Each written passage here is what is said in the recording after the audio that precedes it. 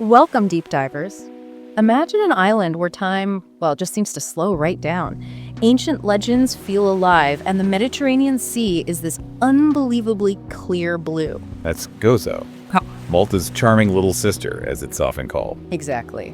Many people know Malta, but Gozo. It often remains this quieter, less explored gem. And that's why we're doing a deep dive today. We've looked at everything from travelogues and history books to local guides, really trying to get under the skin of the island. Our mission, to pull out the key insights, give you that shortcut to understanding what makes Gozo tick its landscapes, history, food, culture, all of it. You're in for some real aha moments, I think. It's much more than just a side trip from Malta. It really is. You feel that difference, that distinctiveness, pretty much straight away. Sources often mention this unique home-base feel. What creates that? Well, it's partly about scale and pace. It is part of the Maltese archipelago, obviously, but it feels profoundly rural. Less crowded than the main island. Definitely less crowded, more peaceful. It's compact, only about 67 square kilometers, roughly Manhattan-sized, believe it or not. Manhattan-sized, that's a great comparison. But a completely different vibe, I imagine. Totally different. Life moves slower, communities are tighter. It's interesting, the hills are so defining, they're actually on its coat of arms. Really? How many hills are we talking about? Research suggests at least 31 named hills and hillocks. They really shape the landscape. And it's got that nickname, right? The Isle of Calypso. Yes, connecting it to Homer's Odyssey, the legendary island Ogygia, adds to that mystical feel. Does that legend still resonate much today, or is it more for the tourists? It's a bit of both. Locals are proud of the connection, for sure. For visitors, it paints this picture of, timeless beauty. And the people there, the Gozotans, about 39,000 of them, they definitely have their own distinct character. Okay, let's shift to the geography, the natural wonders. The beaches sound incredible. Tell me about Hondoc Bay. Hondoc's a real fan favorite. It's small, feels secluded. The big thing people mention, jumping platforms. Jumping platforms for different levels of bravery. Exactly. Great for families. Plus, super clear water for snorkeling. And you can grab a speedboat right across to Camino and the Blue Lagoon. Sounds perfect. Then there's Ramla Bay. Ramla Iliamra, sources rave about this one. Oh, Ramla's special. That wide stretch of red sand, it's really striking. They say it gets extremely hot, though. Good tip, rent an umbrella. Definitely. Yeah. It's often called Malta's best beach. Great for water sports, too. And there's this intriguing local myth about Roman ruins under the sand. Roman ruins, wow. And caves nearby, too. Yeah, Calypso's Cave and Tel Mixta Cave are close, offering amazing views. It blends the beach day with a bit of history and myth. Nice. What about Slendi Bay? Sounds different again. Slendi is more of a picturesque fishing village vibe. Great for swimming, snorkeling, diving. It has a small sandy bit lined with cafes, shallow water, but also deeper spots off the rocks. And a nice path for views, I read. Yes, a lovely path up for some stunning clifftop scenery. And for a more bustling local scene, Marsalforn. Marsalforn is the place, especially in summer. It's a main fishing village, popular with Gozotan and Maltese families.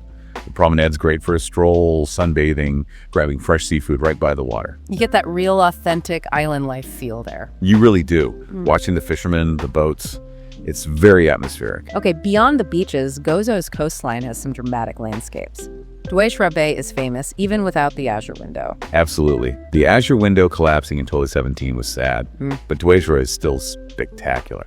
You've got the Blue Hole, a top dive site. Ah, the Blue Hole. And the inland sea, this calm lagoon linked to the Med by a tunnel you can take boat trips through. Oh, cool. Plus Fungus Rock, this huge rock that had a special medicinal mushroom, the Knight's Value. It's still a powerful landscape. So nature found a way to compensate almost. Is the Weed Ilmulos window the new arch? It's certainly become a notable feature, yes.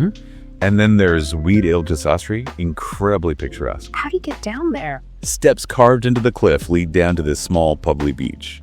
Great for snorkeling, and divers love the cathedral cave there. And for sheer height and views, the Talaini Cliffs. Breathtaking. They're the highest cliffs, up to 140 meters. Amazing views, great hiking. Perfect for a sunset picnic, apparently. Sounds romantic. I also heard Magarini has a film connection. That's right. Beautiful inlet, popular with locals for snorkeling. It was used as a location for the Angelina Jolie and Brad Pitt film By the Sea. Put it on the map internationally, I suppose. For sure. And don't forget the Izwajny salt pans. Salt pans. Tell me more. On the north coast, these rock-cut pools, stretching for 3 kilometers, are 350 years old. They still harvest sea salt there using traditional methods. It's living history. Amazing. And besides swimming and hiking, lots of other adventures. So yeah, kayaking, cycling, rock climbing, places like Ini Valley boat trips. Gozo's definitely an adventure hub. All that exploring definitely works up an appetite. Let's dive into the food. Maltese food is a mix, but Gozo has its own thing going on, right? It really does. While Malta draws on Sicily, North Africa, the Middle East, even Britain, Gozo keeps this distinct culinary identity. It's rooted in its rural character, small-scale production. Like this famous cheeselets, the dbejnie. Exactly. Dbejnie are central. Small rounds of sheep or goat cheese. You get them fresh, soft, and creamy or aged, which are harder, sometimes peppery. And the really unique part is how they're made. Right. There aren't big factories. People get them from local vendors, often literally from their home kitchens. It says so much about the community and tradition. That's fascinating. What about tomatoes? Gozo is famous for them. Huge export. And they make conserva from them, this incredible sun-dried tomato paste. Sweet, intense, perfect on bread with olive oil. Simple, but sounds delicious. And capers. Sources say Gozos are special. They really are. Described as fat, juicy, with the perfect balance of salty and tart. They grow wild everywhere. Even if you think you don't like capers, you might like these. Okay, adding that to the list. What about actual dishes we should try? Well, you have to try stafat talfanek, the stewed rabbit. It's Malta's national dish, but you'll find great versions in Gozo. Rabbit stew, okay. And pastizzi, of course. Yeah. Flaky pastries filled with ricotta or a pea mixture.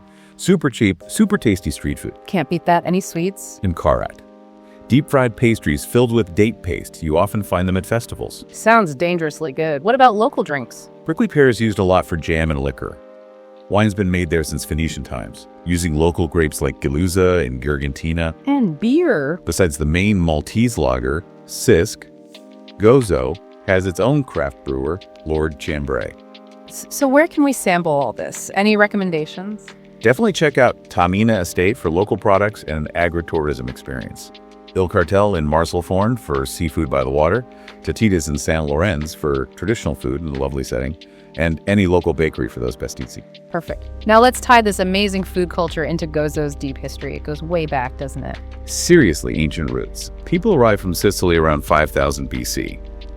But the showstoppers are the Agantija temples. Right. The UNESCO site, how old are they again? They date from 3600 to 3200 BCE. That makes them older than Stonehenge, older than the Egyptian pyramids. Older than the pyramids. That's incredible. It really is. Legend says giants built them. When you see the size of the stones, you can almost see why. It changes your perspective on early human civilization. And like Malta, Gozo saw waves of different rulers. A long history of domination, yes. Carthaginians, Romans, Knights of St. John, French, British. It's all layered there.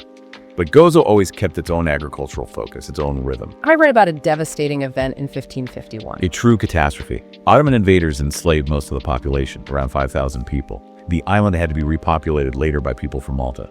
Shows incredible resilience. And it played a role in WWII too. It did. Though it lacked major military targets, it suffered bombing, lost its ferry, but also acted as a refuge for thousands from Malta and supplied food during the siege. It has its own story within the larger narrative. Religion seems deeply woven into Gazetan life throughout all this. Absolutely central. It has its own bishopric, and the number of churches is astonishing, often huge compared to the village populations.